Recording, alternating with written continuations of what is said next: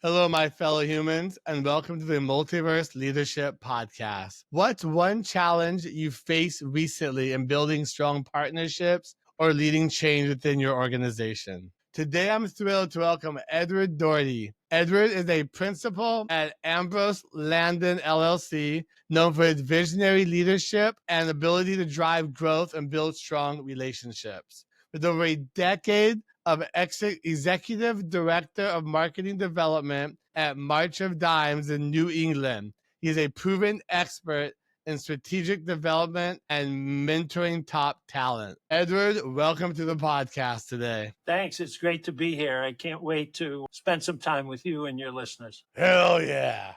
Can you tell us about your journey that you've been on and what you're doing out there in the real world to help other people? Well, as you might suspect, people think I'm smart because of the color of my hair. And so I try to maximize that. I try to live up to that expectation. Right now, I'm a consultant, and I really focus in on leadership and employee engagement. Core concepts I understand is people don't quit companies, they quit managers. And so I focus on improving management leadership skill and then coming up with strategies that help employee engagement. Because we all know everybody does better work when they're happy, and everybody is happier when they do better work. True. That is very true. I'd love to kind of dive into some of those things that you implement to help employee engagement. What does that look like? Well, one of the core things that I'm doing now is I'm focusing in on employee strengths. You know, one of the questions I ask when I do individual coaching is, do you think an NFL quarterback would get better by practicing his passing or practicing his blocking? And most people say passing. And so if you have a natural talent for doing something and you invest time in that talent and get better at it, you get a much better return on your investment. One of the things I share, though, when I'm talking about that is if you have a talent that you can't use at work, volunteer someplace where you can use that talent. Ooh, I know a lot of us in our jobs nowadays, we have these employers that don't understand what our talents are or how to properly use them or where to put us and how to engage with us. And I find that throughout my career a lot. A lot of companies, not that they don't care, but it's like they just don't know. They're not sure how to get there. There's a lot of round pegs in square holes out there, or square pegs in round holes out there, or pegs that don't fit into a particular hole. So when I work with organizations, I focus on the strengths, and I make sure that leaders know the strengths of their direct reports, and the direct reports know the strengths of the leader. Because the most effective organization isn't one composed 100% of well-rounded people. It has well-rounded teams. So, for example, when I was consulting with this company and the CEO had great ideas that never came to fruition. So when we were looking for a chief of staff for that organization, we looked for someone who was really strong at getting things done. And then when we paired them together, a lot more happened. Ooh, I like that. Find the value in other people to help you get to where you need to go because you can't do it alone. And teams are very valuable. You start out doing it alone for a while, but then eventually in order to go further to scale, you have to build great teams and build upon your strengths and weaknesses and understand those. I completely agree. You know, you can almost tell when you interact with an organization if they have a good team. You know, an isolated superstar shows up everywhere. But, you know, if you walk into an auto parts store, while the clerk may be talented, you can look around and you can tell if that's a well-managed enterprise, if there's a good team, if everything's stocked, if it's clean. You know, I was in the restaurant business for many, many years, and I used to tell people, before you order, first time in a restaurant, go into the restroom. If the restroom is together, it's clean, everything's in order, it's probably a good place to eat. It's probably a clean kitchen too. You know, you can't have a dirty restroom and a clean kitchen. It's just not, it doesn't work that way. Funny you say that because I go into restaurants, I'm always looking around and kind of noticing those things. And the more I got into business, I noticed them even more. Because how you do one thing is how you do everything. Yeah. I went into one of the stories I tell about that is I went into a coffee a coffee-focused restaurant. And I went to the counter, and it took a while for someone to take my order. And then I got my coffee, and I went over to where the cream was, and the half and half was empty. So I turned around and I said to somebody who was behind the counter, we're out of cream. So I brought it over there. She went and got some more. And instead of bringing it back over to the station, she left it on the counter. And, bells started going off in my head that this is not a customer service. So I ordered a bagel, and they gave me a buzzer. And when the bagel was ready, the buzzer was supposed to be on. But as I walked to my table, I saw a bagel that kind of looked like mine. And so I went over, and it was, and the buzzer never went off. So this is a team that isn't together. So I've never been back. Yeah, I feel that, because even with the best technologies in your business, if they stop working like your buzzer did, they still need to kind of have a good team to realize, understand, hey, this is sitting here. No one's come and got it. We need to do something about it. Yeah. Yep. Yeah, I see that all the time in a lot of businesses. And a lot of them, sometimes they think that they're doing things the correct way. Oh, they're making money, they're fulfilling orders, but they don't understand there's a lot more to it than just that, a lot more nuances in doing business the correct way. What are some valuable lessons that you've learned in consulting from some of these companies that you can kind of help our audience, help us to learn and understand as well? Yeah. One of the things I learned is a very important part of leadership is validation. So I've often said for years, when we are doing a job, when we are leading, we're always guessing. We never know for sure that this phrase or that strategy we're always guessing.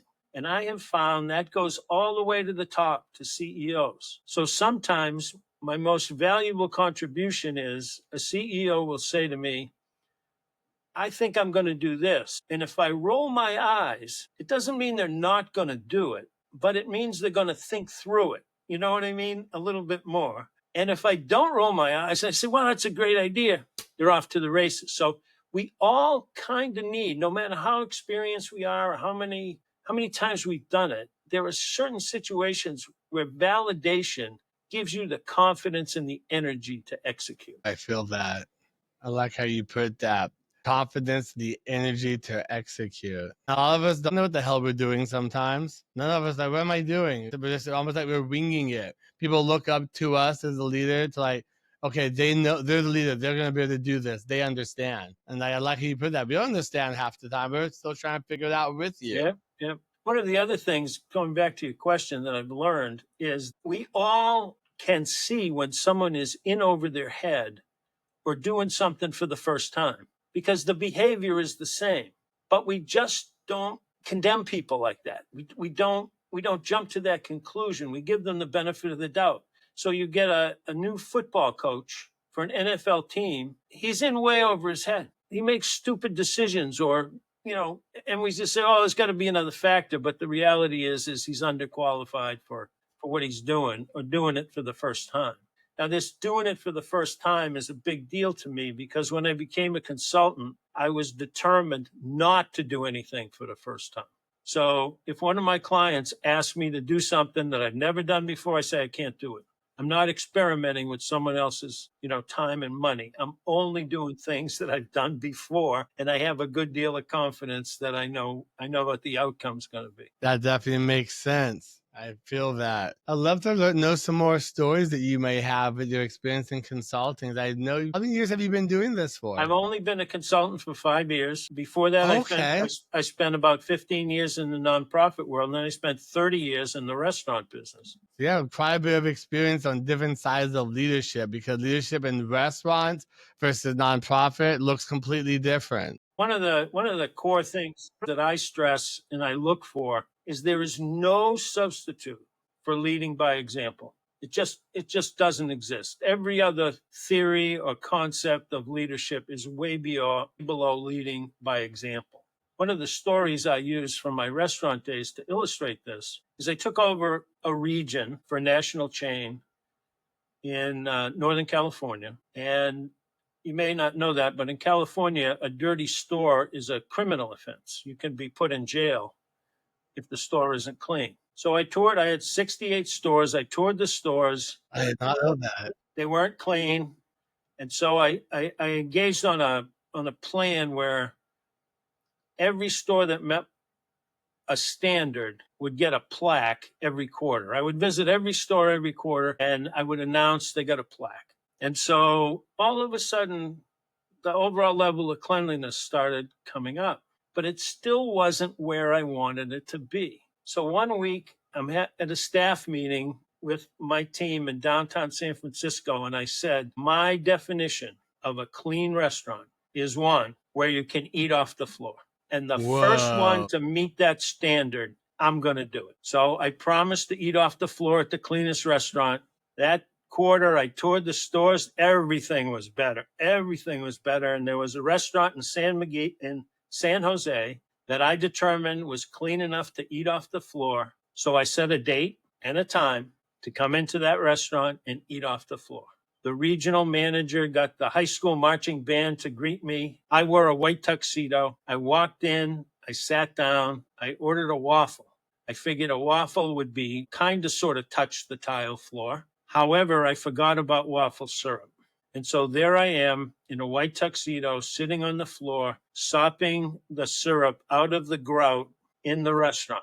And I have the San Jose Mercury News photographer taking a picture for the front page. And I almost passed out. It was so much adrenaline, you know. And so I finished the breakfast. And I have to tell you, after that, I didn't really have a problem with cleanliness in any of the stores. I put my mouth where my money was. It must have been quite a skill to get a restaurant to the point where you would want to eat off of the floor. 'Cause I know most restaurants down in California, I wouldn't want to eat off of any of those floors, let alone step into them. Yeah, well, it was a daring thing to do. I don't really know why I said it. Did you get sick? No. As a matter of fact, I had another restaurant in Seattle, and the local television station did a negative report on health inspectors and mentioned the restaurant. So I went up there and I actually ate off the floor with the morning host in the restaurant. I did it again because I had experience. So yeah, it's one of those things that if you were around at the time, you remember me for doing that. You know, it was hard to forget. Yeah, that was the guy that ate off the floor because it was so clean. Damn. A lot of people can't say that nowadays. I appreciate you sharing that story with us. I would love for you to kind of share more about what are some of the major things you've learned in your leadership roles over the years and things that you think our audience should know as well. Okay. One of my core concepts that I teach and I practice and I consult is feedback is a gift. And people who don't accept feedback walk around with a glass ceiling. And the story I tell to illustrate this was I was a new regional manager in Southern California, in Los Angeles. The regional vice president was going to tour restaurants with me. So we visited 8 to 10 restaurants. And on the way back, I stopped at the Texaco station where I always stopped. I had my credit card ready. I had an envelope for the receipt. I was a machine when it came to stopping to get gas. So as we headed back to the office, he said to me, Ed, you know what you do best about your job? Get gas. But if you don't start doing other things well, you're not going to have a job. And so I took that feedback. I listened to him. I implemented what he said. I tried things. And our weekly sessions, instead of being verbal beatings, turned into coaching situations. And then when that guy got promoted, he needed somebody to take over San Francisco. And guess who it was? It was me, because I had progressed so quickly because I had accepted the feedback. Love that. No, feedback is very important. We forget that, having a feedback loop. You don't know what you don't know if no one's telling you anything and they're not communicating with you. You always assume, okay, I'm doing good. Everything is okay. But it's really bad to assume, because that's a really bad place to go down. That's kind of a structure of poor management. And feedback, quite frankly, my experience, feedback's harder to give than it is to receive. I don't want to hurt your feelings, you know what I mean? And if you give me permission to give you feedback, you're going to get much better feedback than if I have to tiptoe around the subject. And feedback comes in different forms. So if I tell you, you have something on your nose, you're not offended by that. You go, thanks. You know what I mean? You appreciate that kind of feedback. But as soon as I say you could have or should have or whatever, depending on who you are, you kind of back up and you say, I'm not sure. Stop and think about what feedback is. Feedback is the opportunity to learn from someone else's experience or someone else's mistakes, you know? Ooh, that's so And so true. why wouldn't you just suck up as much feedback as you could? Right? It accelerates your career. It increases the pace of your advancement if you know something that you didn't have to learn the hard way. Yeah, it saves you so much time and stress because I know like I enjoy getting feedback from people. I wish I got it more. And sometimes I'll ask for it, and then those people don't know how to properly give feedback or they don't know what to say to me. I'm like, well, you're the one in charge. Shouldn't you know how to do this? But they were never trained on how to do that or how to probably give good feedback. Yep. And I think that the feedback is an ongoing process. You know, most Yeah. organizations have weekly one-on-one meetings between leader and follower. Most organizations have performance appraisals. Those are all part of the feedback continuum. And so you were asking me in my practice, I talk a lot about one-on-ones, effective one-on-ones, and I talk a lot about performance appraisals and simple things like there should be no surprises at a performance review. No one should hear something for the first time at a performance review. If they did, then there's something What do you wrong. mean? Yeah. I look back on my career and a lot of companies that I've worked for, those feedback loops haven't been the best. It's not a way to help change it. It's more of like, I'm telling you this is what you do. And they kind of like, that's it. I'm like, well, how do I improve this? How can I help achieve something better and move forward? And how can you give me constructive feedback to help? And a lot of times they can't, or they don't know how to. One of the, I do a little research about things that I'm working on, and avoiding difficult conversations is right at the top of everybody's list. I enjoy them myself. I need to learn. I need to learn how to be not so rough with them and straightforward. But yes, Yep. I'd love to know more about how you work with your clients and how when you start working with them, what are kind of the first steps of things you kind of help them fix. Yeah, I haven't really worked with anybody who didn't know me Okay. or wasn't referred to me. I haven't really done any advertising or anything like that. I have a reputation as a hard worker, and when I work with a client, I'm accountable. And I worked with consultants in prior positions, and I know what a good consultant does and what they don't do and how they communicate and what they don't communicate. So I give a very detailed report every week of what I did, what I accomplished, what I have planned, what's scheduled, so on and so forth. Because I know that a consultant is kind of sort of in place of an employee. Employees are very costly. You don't have to pay a consultant benefits or, deferred compensation or whatever. You may have to pay travel expenses. Sure. But if I'm not an outstanding value, I'm not going to be around anymore. You know what I mean? That's the reality. Yes, that is true. I want people to be blown away at the services I provide. That's my goal. Feel like that should be everyone's goal. I want to circle back. I'm curious to know what are the traits of a good consultant and the traits of a bad consultant in your experience? Well, I think number one, a consultant needs to communicate, and a consultant doesn't have any authority. If you have a big ego and you have to get permission to go to the bathroom, you're in trouble.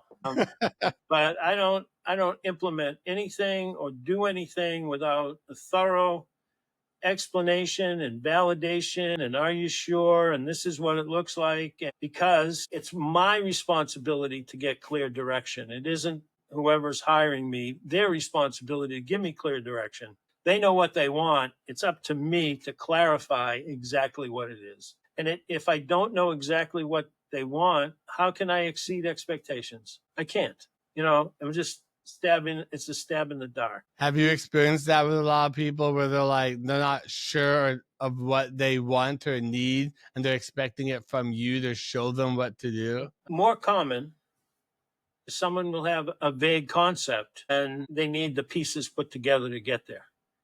They know what the outcome is. They need some steps to get there and some methodology to get there. I had a consultant. Okay, I had a consultant for advocacy that I didn't supervise directly. Someone who reported to me directly supervised them. And after about a year, I fired them, and they asked to talk to me. And so they said, why'd you fire us? Well, you didn't do this, you didn't do that.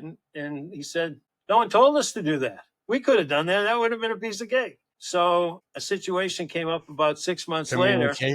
I hired them again, but this time they worked directly for me, and they were great. And they are still 12 years later, they're still with the organization. Like you were saying earlier, that clear communication is very important to really understand what they need to do. Is there anything, let's say maybe 5 things that you could leave our audience with to help them on their journey of leadership? Yeah, well, accepting feedback would be one. But the second thing is, I have found that people, even achievers, don't set personally challenging goals. And if you are performing at work and you're cranking it out and you're getting it done and you have responsibility and you're achieving, your boss isn't going to give you more challenging things because they don't want to abuse you. So the analogy I use is this, and it's a little bit of a long story, but I think you'll get my point. Yes. When I was 60, my wife suggested I get off the couch and I start exercising. So every day for more than a year, I walked around the neighborhood. And then one day I said, hey, maybe I could run. And I ran 100 yards and I didn't collapse. And I said, oh, that was interesting. And about a week later, I ran a mile and I didn't collapse. And I said, that was interesting. So I decided to run a 5K, and I did a couple of those. And then, of course, I hurt myself because I didn't know what I was doing. And my physical therapist, who turned into my running coach, helped me recover and then gave me guidance. And then pretty soon I did a 10K. And then I did a 7-mile run. And then I did a half marathon. And then I did 4 more half marathons. And then when I was 70, I ran the Boston Marathon at 70 years old. Now, using this as an illustration, how many times, what would happen if you walked up to a 70-year-old and said, I think you should run a marathon?